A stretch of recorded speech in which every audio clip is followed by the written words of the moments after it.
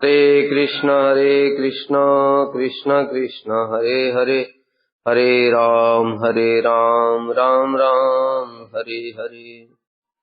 श्री बृहद भागवतामृतम द्वितीय खंड द्वितीय अध्याय। हम लोग सुन रहे थे, पिप्पलायन ऋषि बता रहे हैं कि भगवान की कृपा से प्रेम प्राप्त होता है और उस प्रेम के द्वारा ही भगवान का फिर दर्शन होता है। प्रेम ही सर्वोत्तम फल है और भगवान को भी वशीभूत करने के लिए वह प्रेम वशीकरण स्वरूप है। जैसे जगत में हम देखते हैं ना, बहुत सारे लोग भूत प्रेत को वशीकरण कर लेते हैं, मंत्रों के द्वारा वशीकरण। उसी प्रकार से कृष्ण को भी वशीभूत किया जा सकता है। कृष्ण का नाम ही वह वशीकरण मंत्र है और किसी वस्तु के द्वारा नहीं किया। प्रेम के द्वारा कृष्ण को वशीकरण किया जा सकता है। साधन भक्ति, भाव भक्ति और प्रेम भक्ति तीनों के दो दो लक्षण बताए। साधन भक्ति क्लेशग्नि शुभदा होती है, भाव भक्ति मोक्ष लघुता कृता सुदुर्लभा होती है और प्रेम भक्ति होती है सांद्रानंद विशेषात्मा और श्री कृष्ण आकर्षणी। ये प्रेम भक्ति के दो लक्षण है, सांद्रानंद विशेषात्मा और श्री कृष्ण आकर्षण। भाव अवस्था में जब साधक का स्वरूप ज्ञान होता है, उस समय उसको थोड़ा आनंद होता है, आनंद में रहेगा वो, लेकिन वो आनंद घनीभूत नहीं होता है, सांद्र नहीं होता है। सांद्र का मतलब क्या होता है? सांद्र का मतलब होता है जैसे पानी में हाथ डालो, पानी कैसा होता है? हाथ डालो तो पूरा अंदर चला जाएगा, और शहद में हाथ डालो तो पूरा सांद्र होता है, कंडेंस फॉर्म है ना। उसी प्रकार से भाव अवस्था को समझो, उसमें आनंद तो होगा लेकिन पानी जैसा आनंद होगा। हृदय आनंदित लेकिन सब समय रहेगा, वो साधारण नहीं है। जिसको स्वरूप का ज्ञान हो गया सब समय आनंदित वो भी रहेगा, लेकिन आनंद घनीभूत नहीं होता है। प्रेम अवस्था में इतना घनीभूत आनंद होता है कि उसके आगे सब कुछ तुच्छ हो जाता है। क्योंकि भाव अवस्था में कारण क्या है इसका? आनंद इतना घनीभूत क्यों हो गया? क्योंकि आनंद के सोर्स हैं कृष्ण, कृष्ण ही सबके सोर्स हैं। भाव अवस्था में कृष्ण के दर्शन की योग्यता प्राप्त हुई है, किंतु भगवान साक्षात सामने आते नहीं है। कभी कभी स्फूर्ति होती है, जैसे कभी बंसी की ध्वनि सुनाई दे गई, कभी कृष्ण का मुख दर्शन हो गया, कभी ऐसे स्फूर्ति सी होती है। लेकिन प्रेम अवस्था में अब जब स्फूर्ति होगी तो आनंद घनीभूत कैसे होगा? प्रेम अवस्था में साक्षात कृष्ण की सेवा प्राप्त हो जाती है। जिस ब्रह्मांड में कृष्ण लीला कर रहे हैं, साधक उसमें एक शरीर धारण करके उनकी योग्यता प्राप्त कर लेगा सेवा करने की, वहां पर पहुंच जाएगा। जैसे दंडकारण्य वासी थे, उन्होंने राम जी का दर्शन किया, हृदय में आनंद हुआ बहुत। हृदय में बहुत आनंद होने पर भी वो आनंद घनीभूत नहीं है, राम जी चले गए। अब वो दंडकारण्य वासियों ने गोपी देह से जन्म धारण किया ब्रज में। अब वहां साक्षात कृष्ण का दर्शन हो रहा है सब समय। अब जो यहां पर राम जी का दर्शन हुआ था, वहां पर कृष्ण का सब समय दर्शन हो रहा है। दोनों में अंतर रहेगा कि नहीं रहेगा? बहुत अंतर रहेगा। वो सांद्रानंद है और कृष्ण की साक्षात सेवा भी प्राप्त हो गई। यहां पर राम जी की साक्षात सेवा प्राप्त हुई नहीं। जो साक्षात सेवा प्राप्त नहीं हुई तो आनंद भी कम रहेगा। भाव भक्त को साक्षात सेवा प्राप्त नहीं होती है, तो जब साक्षात सेवा से आनंद होता है वो कोटि गुना बढ़ जाता है। एक तो कृष्ण का सामने साक्षात दर्शन, क्योंकि आनंद के स्रोत, और ऊपर से उनकी सेवा, डबल आनंद हो गया। वो आनंद का महासागर हो गया, इसलिए उसको सांद्रानंद विशेष आत्मा बताया। और दूसरा क्या होता है? प्रेम वशीकरण श्री कृष्ण आकर्षणी चसा। प्रेम भक्ति श्री कृष्ण को आकर्षण करने वाली होती है। आकर्षण का मतलब बताया ना, जैसे कि कहीं पर भी वो भूत हो जिसको मंत्र सिद्धि है, तो वो जैसे ही वो मंत्र को बोलेगा उस कहीं से भी खींचा चलाए, ये आकर्षण होता है। इसी प्रकार से प्रेम भक्ति भी आकर्षण ही होती है, कृष्ण को वशीभूत करके सामने ले आती है। जब कृष्ण छुप गए रासलीला में तो गोपियों ने गोपी गीत गाया, उनका प्रेम इतना अधिक था कि कृष्ण को प्रकट होना पड़ा, आ गए वापस अपराधी की भांति। जैसे हम लोग दीनता के कारण गले में गमछा डाल लेते ना, ऐसे पीताम्बर डाले हुए गले में पीताम्बर धरस रघुवीर साक्षात मनमथ मनमथ। तो इस प्रकार से प्रेम भक्ति श्री कृष्ण को आकर्षित करके ले आती है। पांडवों को देखो, उनके प्रेम के वशीभूत होकर के हस्तिनापुर छोड़ करके पांडवों के घर में बैठे रहते हैं। विदुर को देखो, उनके प्रेम के वशीभूत होकर के कृष्ण को खींच करके विदुरानी के घर में ले आई। ये कौन ला रहा है? ये प्रेम भक्ति लेकर के आ रही है। और ब्रजवासियों की तो बात ही छोड़ो, उनकी प्रेम भक्ति तो ऐसी है कि कृष्ण सब समय उसमें बंधे हुए हैं, यशोदा मैया के प्रेम के वशीभूत होकर के। इसलिए सत्यव्रत मुनि उसको प्रणाम करते हैं, नमस्तेस्तु दामने। इस दाम को, इस रस्सी को प्रणाम करता हूं मैं। कौन सी रस्सी? जिसने कृष्ण के पेट को बांध दिया। कृष्ण के पेट को बांधने की शक्ति किसी रस्सी में नहीं। उनके पेट में अनंत ब्रह्मांड है, तुम कितनी बड़ी रस्सी लेके आओगे भाई?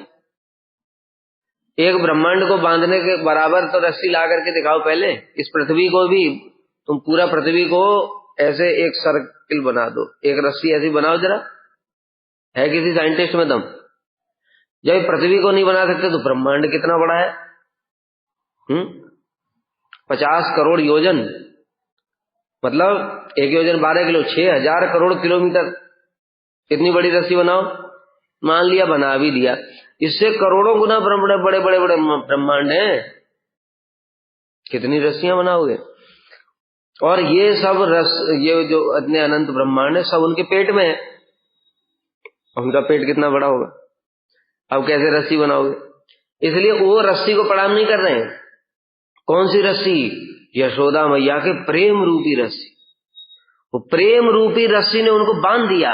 रस्सी तो छोटी सी है, रस्सी तो छोटी सी जिससे बांधा था वो तो बहुत छोटी है, और किसी भी बड़ी रस्सी में भी उनको बांधने की शक्ति नहीं है, किंतु फिर भी बांध दिया। क्यों? क्योंकि प्रेम नमस्तेस्तु दाम ने, उस दाम को प्रणाम है, उस रस्सी को प्रणाम है जो यशोदा मैया के प्रेम रूपी रस्सी में बंध गए हैं। इस प्रकार से कृष्ण के लिए वह प्रेम वशीकरण स्वरूप है, वशीभूत करके रखता है। भगवान परम स्वतंत्र है, उनको कोई वशीभूत नहीं कर सकता किसी के द्वारा भी, लेकिन प्रेम ऐसी वस्तु है जिसके द्वारा उनको भी वशीभूत किया जा सकता है, और ऐसी व्यवस्था स्वयं भगवान ने खुद ही की है। इसलिए भगवान दुर्वासा से कहते हैं, अहम भक्त पराधीनो हे अस्वतंत्र द्विज। देखो क्या कह रहे हैं नारद जी, कहते हैं परम स्वतंत्र न सिर पर कोई। आप परम स्वतंत्र हैं, आपके सिर के ऊपर कोई है ही नहीं। और भगवान खुद कह रहे हैं कि भैया मैं तो स्वतंत्र नहीं हूं। तो दोनों बात का सामंजस्य कैसे होगा? कहते कोई देवी देवता भगवान के ऊपर नहीं है, भगवान के नीचे सब है। इसलिए भगवान सबको ऑर्डर देते हैं, वो सबको मानना पड़ेगा।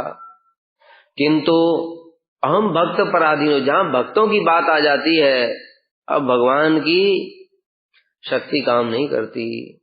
भगवान भक्तों के वशीभूत है संपूर्ण रूप से। जाओ, टाइम तो हो गया, जाओ। तो भगवान भक्तों के संपूर्ण रूप में वशीभूत है। अहम भक्त पराधीनो हे अस्वतंत्र द्विज, मैं स्वतंत्र नहीं हूं। कैसे? कितने सारे जैसे प्रमाण बताए अभी। कृष्ण घर की देहली से बाहर जाना चाहते, शिव जी आ गए। एक बार देखो कैसे भगवान अस्वतंत्र है। शिव जी आए, अभी तो पूतना आ गई पहले, फिर तृणावर्त आ गया, कोई ना कोई असुर आता रहता है। अभी शिव जी ने देखा भगवान ने तो अवतार लिया है, अभी शिव जी से तो रहा नहीं गया। शिव जी अपना डमरू लेकर के कैलाश से चले आए। यशोदा मैया के घर के आगे डम डम डम डम डम। मैया आई बाहर निकल करके, शिव जी का वेश देख करके, हैं जी कैसा बाबा है भैया, ऐसा बाबा तो पहले कभी नहीं देखा। अरे गले में मुंड की माला है, सर्प लगे हुए हैं, कोई कान में सर्प घूम रहा है, कोई गले में सर्प घूम रहा है, हाथों में सर्प लगे। भैया ये कैसा बाबा है, हाथ में त्रिशूल है और एक हाथ में डमरू है और डम डम डम डम बजा रहा है, शरीर पे भस्म लगी हुई है। यशोदा मैया उनको देख करके डर रही है, विचित्र बाबा है। कहते कहा चाहिए बाबा तुझे, थोड़ा रुक जा, लेकर के आती हूं मैं। और यशोदा मैया भीतर से आटा, थोड़ा चावल दाल सब लेकर के आई। कह ले अपना कमंडलू कर। कहते मैया ये ना चाहिए मुझे। तो कहते फिर क्या चाहिए, सोने हीरे जवाहरात चाहिए। तो उन्होंने कहा कि ऐसा कटोरा किया, उसमें हीरे जवाहरात गई, तो तू मुझसे ही ले ले। तो ये तो बड़ा चमत्कारी बाबा है भाई, हीरे जवाहरात इसके कटोरे में ही प्रकट हो गए। तो और मैया डर गई कि इसके तो शक्तियां भी बड़ी हैं। फिर कहते फिर क्या चाहिए तुझे। कहते मुझे तेरे लाला का दर्शन की। ना ना ना ना, ये कभी संभव नहीं है। अरे मेरा लाला तो इतना छोटा सा है, इतना छोटा सा है, परछाई देख करके डर जाता है, और तू ऐसा। अरे तेरा वेश देख करके तो मुझे डर लग रहा है, इतनी मैं बड़ी हो गई, मुझे डर लग रहा है, तो मेरा लाला तो तुझे देख करके रोने लगेगा, मैं तुझे दर्शन नहीं कराऊंगा। अब शिव जी क्या करें, दर्शन की तो इच्छा भी है, अब करें क्या। तो इसलिए कहा देख मैया दर्शन करा दे, नहीं तो मैं बाहर ही बैठा हूं, यहीं धूनी रमाऊंगा, और जब तेरा लाला बड़ा होगा खेलने के लिए तो बाहर आएगा, एक कब तक घर में बैठा रहेगा, पढ़ाई करने के लिए स्कूल में जाएगा, खेलने के लिए बाहर आएगा, तब दर्शन करूंगा, लेकिन यहां से छोड़ करके नहीं जाऊंगा। और पास में ही चिंताहरण महादेव में जाकर के बैठ गए, भगवान का भजन करने लगे और प्रार्थना करने, प्रभु दर्शन दे दो, कितनी दूर से आया हूं कैलाश से आपके दर्शन करने के लिए। अभी देखो भगवान अस्वतंत्र है कि नहीं, यशोदा मैया की इच्छा होगी तो ले जाएंगी बाहर, इच्छा नहीं होगी तो नहीं जा सकते। अगर जरा सा बाहर निकलने की कोशिश करते हैं, जब फलवाली आई थी ना, तो जैसे तैसे इधर उधर देखा मैया कहीं है तो नहीं, और जब देखा कि मैया नहीं देख रही है तो एकदम से बाहर गए।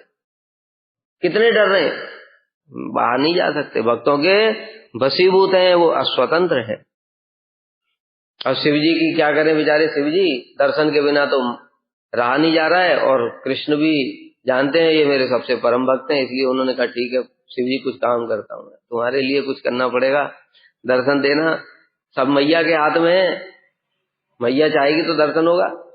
इसलिए कृष्ण ने रोना शुरू कर दिया, रोना शुरू करी। अभी बाकी दिनों में जो यशोदा मैया उनको चुप कराने के लिए उपाय करती थी, वो सब उपाय करके देखे किंतु कुछ हुआ नहीं। तो फिर यशोदा मैया सोचने लगी क्या हुआ, आज तो लाला बंद ही नहीं होता है रोना इसका।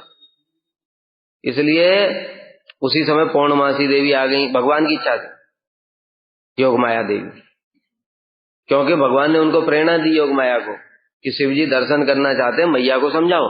तो पौर्णमासी ने आकर के समझाया, देख मैया वो जो बाबा आया है ना, वो बाबा साधारण नहीं है, कैलाश से आया है। मैया तो सोच रही थी कहीं ऐसे इतने पूतना आती है, कोई राक्षस आता है, ये तो ऐसे ही विचित्र लग रहा है, इतना मुंड की माला गले में, सर्प है, कहीं ये भी कोई ऐसा भयंकर ना हो कुछ।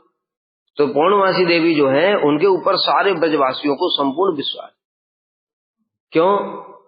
क्योंकि जो पौर्णमासी देवी हैं, जब वो ब्रज में आई थी और उन्होंने नंद बाबा को कहा था कि तुम्हारा पुत्र होगा, इतनी उम्र में भी तो उनके पुत्र हो गया। तो इसलिए सारे ब्रजवासी उनको, उनके वाणी को वेद वाक्य की तरह पालन करते, मतलब इन्होंने जो बोल दिया तो सत्य, और वही होता है बार बार, वो जो बोलती है वो हो जाता है।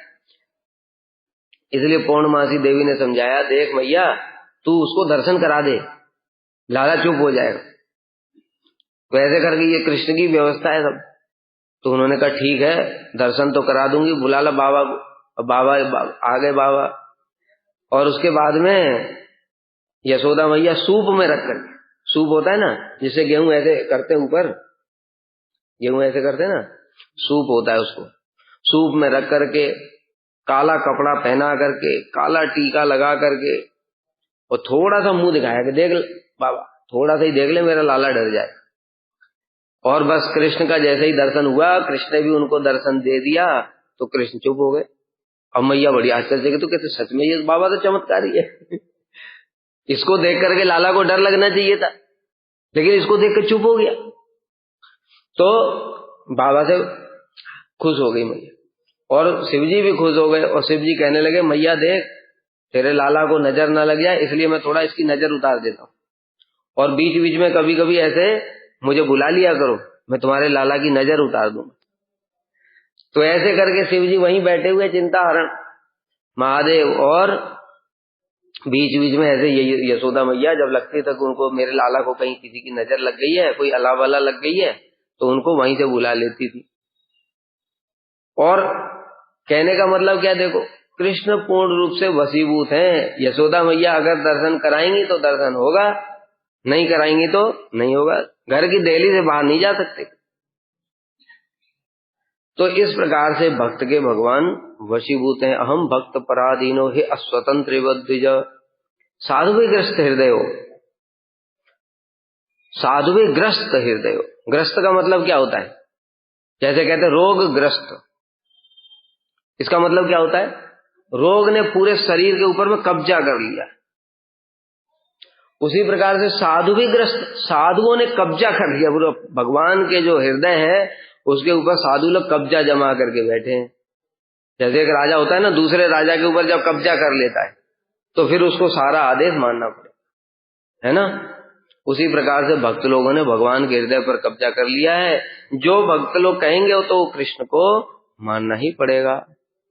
इसलिए तो भीष्म पितामह के लिए अपनी प्रतिज्ञा तोड़ दी, कब्जा जमा करके बैठे साधु लोग उनके हृदय में। इस प्रकार से प्रेम ही भगवान को, उनके प्रियजनों को वशीभूत करने में समर्थ है। श्री कृष्ण आकर्षणी चसा, भगवान प्रेम के संपूर्ण रूप से वशीभूत हो जाते। भक्तिरेव एनम नयति भक्तिरेव एनम दर्शयति भक्ति वसा पुरुषो भक्तिरेव भूयसी। यहां पर भी यही बता रहे हैं, भक्तिरेव एनम नयति, भगवान के निकट हमको कौन ले जा सकता है, भक्ति। पैरों के द्वारा तुम भगवान के निकट नहीं जा सकते। तुम सोचोगे मैं तो जगन्नाथ जी के दर्शन करने जाऊंगा पैरों से चल करके, पैरों से चल करके उनके पास भी खड़े हो जाओ तो भी उनको दर्शन हो रहा है, नहीं हो रहा है। लेकिन भक्ति के द्वारा वो दर्शन दे देते हैं। भक्तिरेव एनम नयति भक्तिरेव एनम दर्शयति, भक्ति के द्वारा ही भगवान का दर्शन होता है। प्रेमांजन चरित भक्ति विलोचनेन संत सदैव हृदयेषु विलोकयन्ति। प्रेम रूपी अंजन आंखों में लगा करके संत लोग सब समय हृदय में ही भगवान का दर्शन कर लेते हैं। भक्ति वसा पुरुषो, परम पुरुष भगवान केवल भक्ति के ही वशीभूत हैं और किसी के भी वशीभूत वो नहीं है। भक्ति रेव भूयसी, और भक्ति ही सर्वोत्तम। तो इस प्रकार से यहाँ पर कह रहे हैं, जिस प्रकार मत्त हाथी को बेड़ी के द्वारा बांधा जाता है, उसी प्रकार प्रेम रूपी बेड़ी ही भगवान को उनके प्रियजनों के वशीभूत करने में समर्थ है। जो हाथी जब मतवाला हो जाता है तो बड़ी बड़ी जंजीरें उसके पैरों में डाल दी जाती हैं और ऊपर अंकुश लगा दिया जाता है, ऐसे करके। तो भगवान वो तो ऐसे हैं कि उनको कोई बेड़ी भी नहीं बांध सकती। इस जगत में इतनी बड़ी रस्सी कहां से लाओगे तुम, जिनको बांध दे? इतनी बड़ी जंजीर कहां से लाओगे जो उनको बांध? वो तो अनंत कोटि ब्रह्मांडों से भी बड़े हैं, तो उनको फिर कौन सी जंजीर बांध सकती है? प्रेम रूपी जंजीर। प्रेम रूपी जंजीर में वो खींच करके चले आते हैं, फिर वो और रह नहीं पाते।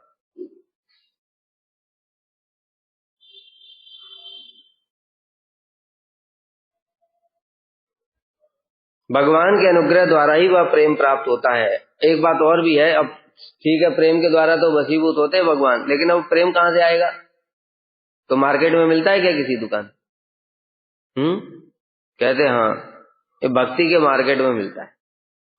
भक्ति का मार्केट है, उस मार्केट में कौन सी दुकान पे मिलेगा? जिनके पास प्रेम है, जो उस जगत से आते हैं, समझ गए, जो उस जगत से आकर के इस जगत में अपनी दुकान लगा करके बैठे हुए, उनके लिए उनके पास ही प्रेम होता है। इसलिए महाप्रभु प्रेम रूपी फल को लेकर के इस जगत में आए और फिर उन्होंने प्रेम रूपी फल को सारे जगत में वितरण कर दिया। और जब उनका कार्य संपूर्ण हो गया तो अद्वैताचार्य जी ने उनको एक पहेली लिख करके भेजी। उस पहेली का मतलब ये था कि एक पागल दूसरे पागल को बोल रहा है। एक पागल कौन है? अद्वैताचार्य जी, प्रेम में पागल। दूसरा पागल को महाप्रभु, वो भी प्रेम में पागल।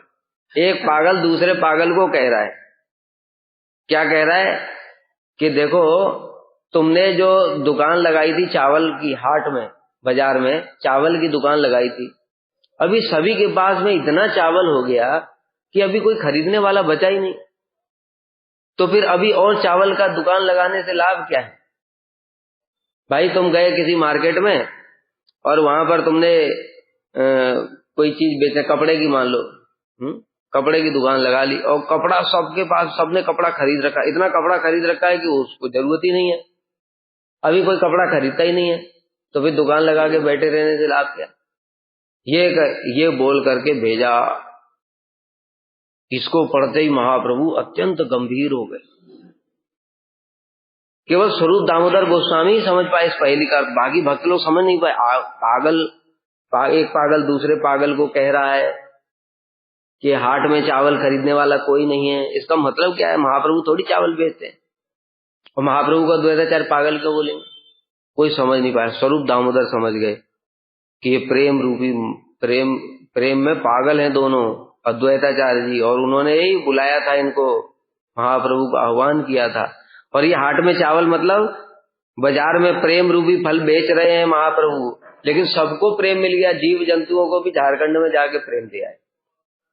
अब प्रेम लेने वाला कोई नहीं है, इसलिए दुकान लगा करके चलो वापस। तो फिर महाप्रभु गंभीर हो गए और तब दिन रात फिर उन भावों में डूबे रहते, और फिर महाप्रभु ने अंतर्धान लीला कर।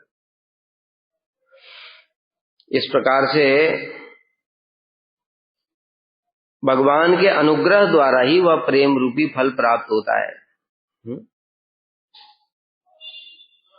भक्त कृपा पात्र, भक्त कृपा से प्राप्त, और भगवान की कृपा से प्राप्त, दो प्रकार से प्राप्त। भगवत प्रसादज और भक्त प्रसादज। भगवत प्रसाद मतलब भगवान की कृपा से, और भक्त प्रसाद भक्तों की कृपा से। जिनके पास है वही तो दे सकता है, जिसके पास है ही नहीं कहां से देगा? पुरुष की अपनी चेष्टा द्वारा प्राप्त नहीं किया जा सकता। इसलिए भक्तजन उस प्रेम को अद्वितीय महानिधि मानते हैं, क्योंकि वह प्रेम स्वतः ही सुखरूप होने के कारण उनको समस्त प्रकार के अभीष्ट प्रदान करता है। ये महानिधि है। महानिधि मतलब चिंतामणि। कौन सी चिंतामणि? ये जगत की चिंतामणि नहीं। जगत की चिंतामणि ज्यादा से ज्यादा क्या दे सकती है? अमृत दे सकती है, ब्रह्मा जी का पद दे सकती है, इससे ज्यादा कुछ नहीं दे सकती, इससे ज्यादा नहीं दे सकती। लेकिन ये प्रेम रूपी चिंतामणि कृष्ण को भी दे सकती है, कृष्ण का धाम दे सकती है, कृष्ण के परिकरों को दे सकती है, कृष्ण की सेवा दे सकती है। ये नाम रूपी चिंतामणि, प्रेम रूपी चिंतामणि महानिधि है। और ये महानिधि स्वयं ही आनंद स्वरूप है। इसको पा करके और किसी आनंद वस्तु की आवश्यकता भी नहीं बचती।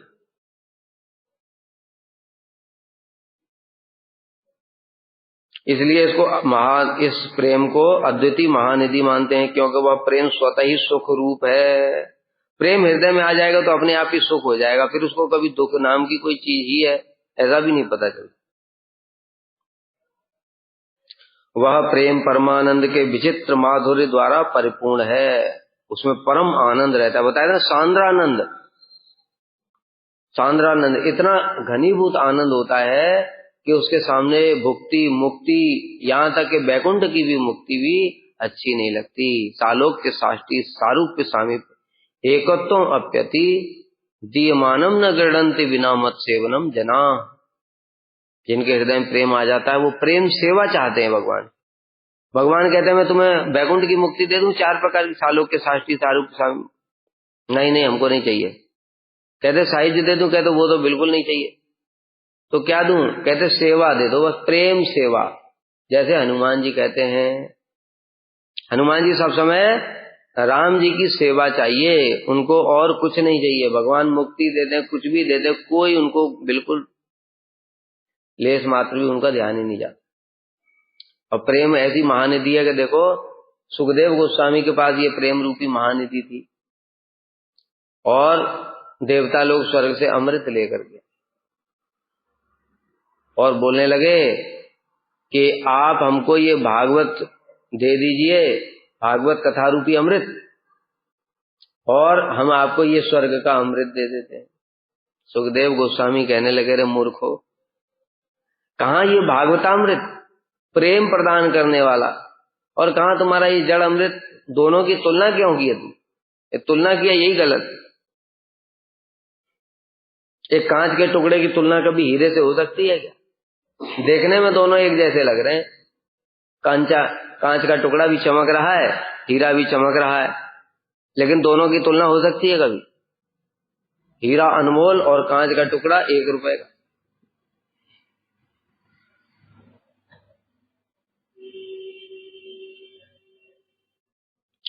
ब्रह्मानंदो भवेदेश चेत परार्ध गुणीकृत नैति भक्ति सुकाम्बुदे परमाणु तुलामपि। कैसा सांद्रानंद होता है प्रेम में।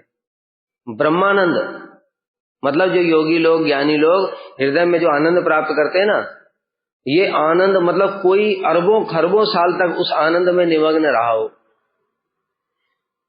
और भक्ति सुखाम्बोधे परमाणु तुलामिति, भक्ति सुख यानी जो प्रेम रूपी सुख है, उसके एक कण के बराबर भी इसकी तुलना नहीं होती। इतना सांद्रानंद होता है, ये हम कल्पना नहीं कर सकते अपनी बुद्धि से, क्योंकि हमने ऐसा कोई चीज आनंद इतना देखा ही नहीं। हम तो जड़ आनंद में निमग्न रहते हैं ज्यादा। कौन सा आनंद जगत में देखा लोगों ने? बढ़िया कार में घूमने का आनंद, बढ़िया एसी में सोने का आनंद, बेड में 5 स्टार होटल में रहने का आनंद, बढ़िया बढ़िया जो जगह दुनिया में बड़ी बड़ी दुर्लभ फ्लाइट में घूमने का आनंद, चार्टर्ड प्लेन में घूम रहे हैं, ये सब आनंद देखा। खाने पीने का, सोने का, स्त्री संग का, ये आनंद तो है इसके। और ये आनंद में भी आदमी बोर हो जाता है। लेकिन वो आनंद ऐसा होता है, बताया कि ब्रह्मानंद के बराबर जो ब्रह्मानंद है अरबों खरबों साल का, उसका तुलना एक कण भी उस भगवान के जो प्रेम है उसके आनंद के समान नहीं ऐसा। अतः वह ब्रह्मानंद को भी तुच्छ करता है। प्रेम का महात्मा असीम और अनिर्वचनीय होने के कारण साक्षात वाणी भी उसे व्यक्त करने में असमर्थ है। और अंत में बोल दिया पिप्पलायन कि भैया देखो कैसे बताऊं मैं तुम्हें, ये तो अनुभव वाली बात है। गोपियां जिस आनंद को अनुभव कर रही हैं वो बताएंगी कैसे, मुख से कैसे बोलेंगी बताओ? मुख से बोल ही नहीं सकते, वो तो अनुभूति की बात है ना। किसी को बताया कि इस जगत में भी देखते हैं कि कई सारी ऐसी चीजें जो कि आनंद हम उसको वर्णन नहीं कर पाते। किसी ने रसमलाई खाई शहर में और वो गांव में गया, किसी ने गांव में तो रसमलाई मिली ही नहीं, गुड़ लोग खाते हैं। अब वो रसमलाई का आनंद बताएगा तो कैसे बताएगा? कैसी लगती है? कहते मीठी लगती है। अब कैसी मीठी लगती? गुड़ जैसी मीठी, चीनी जैसी मीठी, कैसी कि दूध में चीनी घोल दो ऐसा मीठी लगती है। अरे उसका एक अलग ही आनंद है, अलग आस्वादन है कि नहीं? तो उसको वर्णन कैसे करेगा? रसगुल्ला भी मीठा है, रसमलाई भी मीठी है, दोनों एक जैसा मीठा है। खाजा भी मीठा है, तीनों एक जैसा है, तीनों का टेस्ट अलग है कि नहीं? अब अलग जब तुम टेस्ट को वर्णन करके दिखाओ, क्या बोलोगे? तीनों में क्या अंतर है? समझ ही नहीं आएगा। और ऐसे 50 प्रकार की मिठाइयां हैं तो इस प्रकार से जब हम इस जगत की वस्तुओं को ही वर्णन करने में समर्थ नहीं है तो फिर चित्त जगत का जो परमानंद है, जिसके आगे सब कुछ तुच्छ है, एक कण के बराबर भी नहीं है, उसको वर्णन करने में जीवा कैसे समर्थ हो सकती है? और तो बात छोड़ दो, जीवा के वर्णन करने की तो शक्ति क्या है, हमारे शरीर में भी उस आनंद को धारण करने की शक्ति नहीं। कितना आनंद होता है, ये शरीर फट जाएगा, इसलिए शरीर में प्रेम प्राप्त नहीं हो सकता। समझ में आ रही बात? दो सिद्धि होती है, एक होती स्वरूप सिद्धि।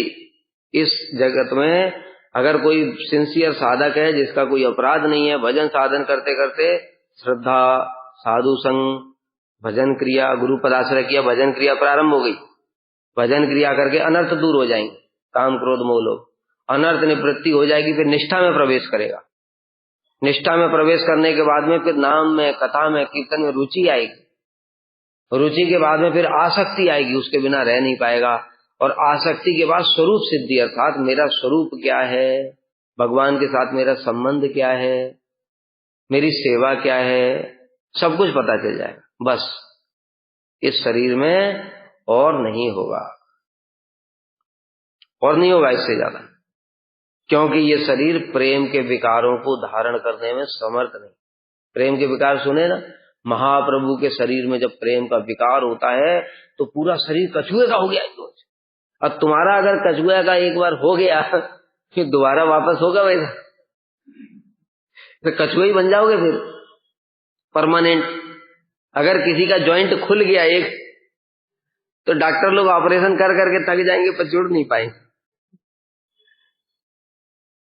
ठीक है, इसलिए प्रेम के विकारों को ये शरीर धारण करने में समर्थ नहीं है, इसलिए इस शरीर में केवल भाव अवस्था तक कोई साधक जा सकता है। फिर उन प्रेम के विकारों को धारण करने के लिए दिव्य शरीर चाहिए। तभी तो कह रहे हैं वो जो गोपी देह से जो जन्म होता है, वो गोपी देह से जन्म साधारण नहीं है, वो अप्राकृत जन्म है। कृष्ण की लीला जहां चल रही, कृष्ण की सेवा के योग्य शरीर होता है। इस जड़ शरीर से सड़े हुए थे, क्या हम सेवा करेंगे? कृष्ण की सेवा की योग्यता नहीं शरीर में, इसलिए दिव्य चिन्मय अप्राकृत शरीर प्राप्त होता है। और जब कृष्ण की सेवा करोगे ना, बताए ना, कृष्ण को स्पर्श की बात भी छोड़ो, दर्शन से इतना आनंद होगा, ये आनंद को ये शरीर धारण नहीं कर, शरीर त्याग देगा मूर्छित होकर प्रेम में। समझ गए? इसलिए वो प्रेम शरीर होता है, उसमें जब आनंद होता है कृष्ण को दर्शन करके, फिर कृष्ण की सेवा करके और अधिक आनंद होगा। तो वो सब धारण करने की उस प्रेम वाले शरीर में योग्यता होती है, उसको कहते हैं वस्तु सिद्धि। वस्तु मतलब क्या? कृष्ण वस्तु है, वो सिद्ध हो गए, मतलब उनको वो वस्तु प्राप्त हो जाती है। वस्तु क्या है? प्रेम की, प्रेम सेवा। ठीक है, ये प्रेम सेवा ही वहां पर प्राप्त हो जाती है, ये सिद्धि हो जाती है, इसको वस्तु सिद्धि कहते हैं। और फिर तीसरा होता है नित्य सिद्ध पार्षद। फिर जब वहां पर कृष्ण प्राप्त हो गए, कृष्ण की सेवा प्राप्त हो गई, तब भगवान जब लीला करके धाम को जाते हैं तो फिर सबको अपने साथ में ले जाते हैं, वो होता है नित्य पार्षद। भगवान के धाम चले गए, अब इधर लौट करके आने की जरूरत नहीं है। हाँ, कभी आ सकते हैं, जैसे गोप कुमार को भेजा राधा रानी ने कि जाओ ये ब्राह्मण पे कृपा करके आ जाओ, तो कृपा करने के लिए आओगे, फिर माया के द्वारा नहीं आ सकते।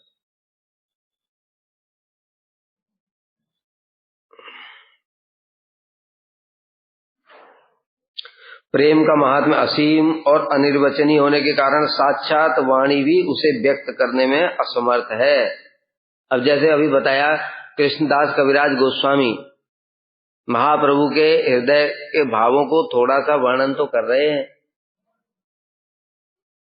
लेकिन भावों को वर्णन कर पा रहे हैं वो खाली शरीर का वर्णन कर पा रहे हैं कि शरीर ऐसा हो गया। वो शरीर को देख करके अनुमान लगाएंगे कि हृदय में कैसा भाव उत्पन्न हुआ होगा। अब हृदय में वो बता रहे महाप्रभु स्वयं कि मैं तो कृष्ण को देख रहा था, वो राधा जी को साथ में लेकर के जा रहे हैं, और उनके हृदय में इतना आनंद हुआ कि वो शरीर के जॉइंट खुल गए सारे। कितना आनंद हुआ ये कौन वर्णन कर पाएगा? कृष्णदास कविराज गोस्वामी कैसे वर्णन करें बताओ? भीतर में अनुभव तो कर सकते हैं, लेकिन वर्णन करने जाएंगे तो बाहर वाली चीज ही वर्णन कर पाएंगे। क्या वर्णन किया उन्होंने? सिंह द्वार पर महाप्रभु पड़े हुए हैं, मुंह से झाग निकल रहा है, नाक से पानी गिर रहा है, पूरा कीचड़ हो गया है, उनके लार वार बह बह करके कीचड़ हो गया है, हाथ के अंग सारे घुस गए अंदर, और गाय चाट रही। अब ये शरीर हुआ ऐसा क्यों? हृदय में क्या चल रहा है? ये कैसे वर्णन करेंगे? कर सकते हो? अरे हम क्या वर्णन करेंगे, हम तो समझ भी नहीं सकते। अभी करने की, वर्णन करने की तो बात, जिनके हृदय में प्रेम है, रूप गोस्वामी, सनातन गोस्वामी, ये सब तो अनुभव करते हैं। लेकिन अनुभव करने को कृष्णदास कविराज गोस्वामी, राधा जी की मंजरी है, उनको अनुभव है, लेकिन वर्णन कैसे करें?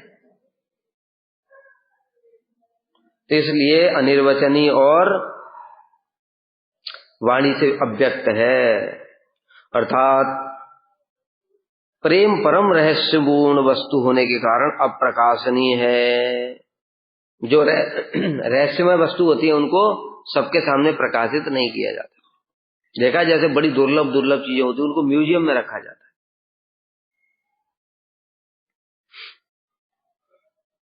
तो ये दुर्लभ, ये कितना दुर्लभ है? इतना दुर्लभ है कि इस जगत में सबसे बड़ा दुर्लभ वस्तु है। जिसके हृदय में आ गया वो कृष्ण को भी खरीद सकता है। इतना दुर्लभ वस्तु है जिस मूल्य के द्वारा कृष्ण वशीभूत हो जाते हैं, वशीकरण मंत्र के द्वारा वाप सामने आ जाते हैं खिंच करके। कृष्ण जो कि कभी किसी के द्वारा वशीभूत होने में संभव नहीं, वो कृष्ण भी इस प्रेम के द्वारा वशीभूत होकर के सामने आ जाते हैं। उनको प्रेम भक्ति खींच करके भक्त के सामने ले आकर के खड़ा कर देती है बंदी की भांति। कृष्ण हाथ जोड़ के खड़े हो जाते हैं, बताओ क्या करूं, ऐसा प्रेम है। इसलिए कह रहे हैं कि ये परम गोपनीय है, इसको गोपियां अपने हृदय में छुपा करके रखती। अभी तो कह रही हैं कि कृष्ण ने जब बंसी बजाई तो बंसी चोर है, बंसी की ध्वनि चोर है। और वो चोर ने क्या किया, गोपियों के कान में से धीरे से चोर रास्ता ढूंढता है ना, कौन सा गुप्त रास्ता ढूंढता है, कान देखा इन्होंने, इसमें तो कान रूपी रास्ते में से घुस करके चुपचाप भीतर चला गया बंसी की ध्वनि। चोर कौन है? मेन चोर कृष्ण, चोरों के सरदार है, ब्रजे प्रसिद्धम नवनीत, चोरों के सरदार। उन्होंने अपने दूत को भेजा, जाओ देख करके आओ, और चुपचाप छुप करके जाना, और उनके जो जो रत्न है चुरा करके ले आना। तो बंसी रूपी ध्वनि वो गई भीतर, कान में से चुपचाप चोरी करके प्रवेश किया हृदय में। हृदय में रत्न छुपा हुआ था, वो रत्न को चुरा के भागी बड़ी तेजी। और जब भागी तो गोपियों का तो रत्न चोरी हो गया, इतना छुपा करके रखा था वो तो चोरी हो गया। अभी चोरी होगा तो क्या करे, तुम्हारा कोहिनूर हीरा है, कोई चोर चुराएगा, फिर क्या करोगे? अरे पकड़ो पकड़ो पकड़ो। तो इसलिए गोपियां उस वेणु ध्वनि के पीछे पीछे चल दी कि चोर जा रहा है, इसको पकड़ो पकड़ो। और पकड़ करके कहां पहुंच गई? कृष्ण के पास, बंसी बट पहुंच गए। समझ गए?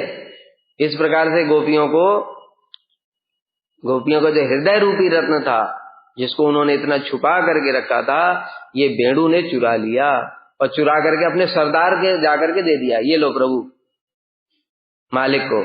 अब कृष्ण कह रहे हैं अच्छा क्यों आई हो? कहते तुम तो हमारे चोर को भेज करके हमारा रत्न चुरा लिया, इसलिए हम अपना रत्न लेने के लिए आए।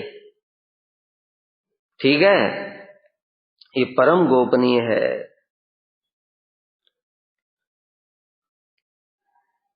गोप कुमार के प्रति पलायन के उपदेश या सिद्धांत का विवेचन, अर्थात उसकी यथार्थ स्थिति क्या है, भगवान के पार्षदों के वचनों से ही प्रकाशित होगा। मतलब क्या कहना चाह रहे हैं, जब आगे वर्णन करेंगे, जब भगवान के पार्षद लोग कि ये प्रेम कैसा होता है, इस प्रेम की महिमा क्या है, तब जाकर के समझ में आएगा। इसका कारण है कि समाधि प्रधान तपोलोक में भक्ति रहस्य को व्यक्त करना उचित नहीं है। पिपलायन ऋषि को भी ये पता तो है, देखो ये बात तो जानते हैं, लेकिन क्या उनको अनुभूति है? उन्होंने शास्त्र पढ़े हैं, शास्त्र समझे हैं, भगवान उनके हृदय में दर्शन भी देते हैं, लेकिन ये प्रेम क्या है ये नहीं जानते। वो अनुभव प्रेम अवस्था नहीं है। ये तो तपोलोक में रहते हैं, नैष्ठिक ब्रह्मचारी, समाधि वाले हैं, तपस्वी लोग हैं, भीतर भी दर्शन करते, बाहर भी दर्शन करते, लेकिन प्रेम बहुत उन्नत है। इसलिए आगे वर्णन किया जाएगा, जब भक्त लोग वर्णन करेंगे, वो भक्त लोग ही वर्णन कर सकते हैं इसकी महिमा वास्तविक। लेकिन वो भी कितना वर्णन करेंगे, कैसे वर्णन करें, ये तो अनुभव की वस्तु है। जैसे अभी बताया कि रसगुल्ला कैसा होता है इसको तो वर्णन कर सकते हो, बाहर से कैसा दिखता है ये तो वर्णन कर सकते हो, लेकिन खाने के बाद आनंद कैसा होता है ये वर्णन नहीं कर। मनसो ही समाधानम मन्य से दुष्कर्म यदि चक्षु साफल्य कामो वा भगवंतम दिदृच्छ से। यदि तुम अब कह रहे हैं कि अच्छा ठीक है, तुम कहो कि भैया देखो पलायन जी आप बोलते तो ठीक ही हो कि मन में ही दर्शन होता है, मन से दर्शन होता है, किंतु हमारा मन स्थिर नहीं है। अब स्थिर नहीं है तो मन तो फिर एकांत में फिर दर्शन कैसे होगा? हम तो मन को स्थिर नहीं कर पा रहे, तो फिर दर्शन कैसे होगा? इसलिए कह रहे हैं कि अच्छा ठीक है चलो मान लिया, अगर तुम मन को स्थिर करने में दुष्कर समझते हो तो अपने नेत्रों को सफल करने के लिए भगवान के साक्षात दर्शन ही करना चाहते हो। आगे बताएंगे।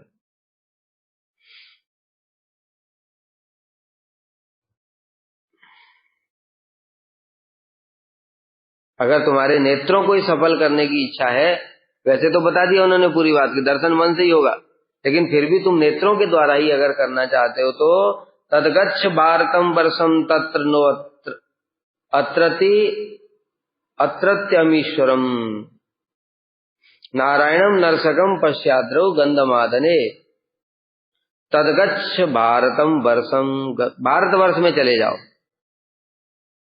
तैलोके पृथ्वी मान्या जम्बू द्वीपो ततोवरम तत्रापि भारतवर्षम। त्रैलोक्य में पृथ्वी श्रेष्ठ है, भूभुव स्वर्ग में। पृथ्वी में 7 द्वीप हैं, उस 7 द्वीपों में जम्बू द्वीप श्रेष्ठ है। जम्बू द्वीप में 9 वर्ष हैं, उसमें एक है भारतवर्ष, इसलिए वो श्रेष्ठ है। तो तब तुम भारतवर्ष में चले जाओ।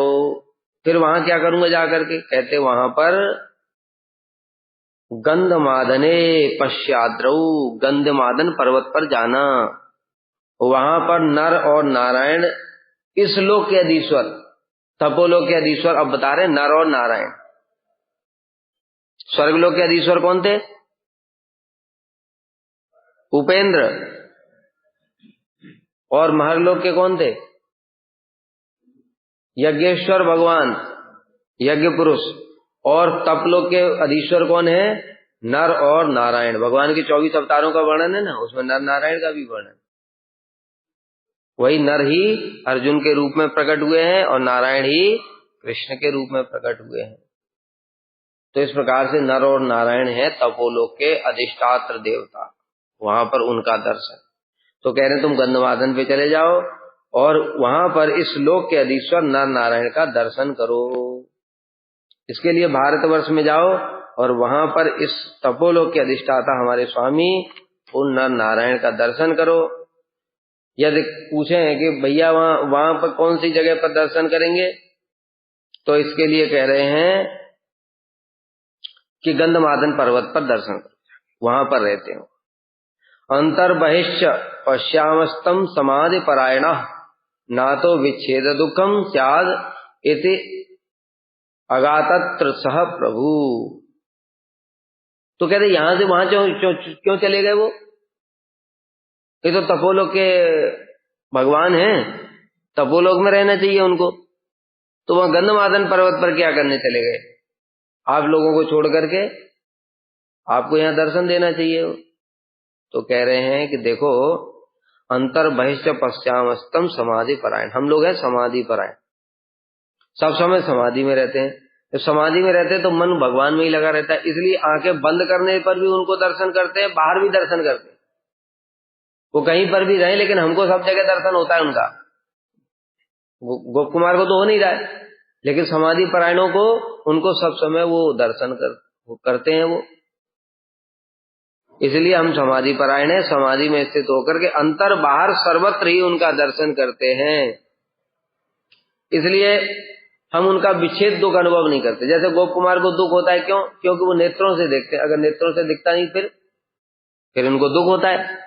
लेकिन इन लोगों को भीतर बाहर सब जगह भगवान दिख रहे हैं। जैसे प्रहलाद जी हैं, प्रहलाद जी को सब जगह भगवान भी भीतर भी दिखते हैं, बाहर भी दिखते हैं। इसलिए उनको कोई विरह का दुख ही नहीं होता है, विरह नहीं होता है। लेकिन गोप कुमार को आंखों से दिखते हैं, जब आंखों से दिखते नहीं तो फिर विरह होता है। इसलिए फिर पलायन जी कह रहे हैं कि इसलिए हमको उनका विरह दुख नहीं होता। और जब भगवान ने देखा कि इनको कोई मेरा विरह होता ही नहीं है, तो फिर वो गंधमादन पे चले गए, पर्वत पे, भारतवर्ष में तपस्या करने के लिए, शिक्षा देने के, कुछ भी करने के लिए, भक्ति का प्रचार करने के लिए।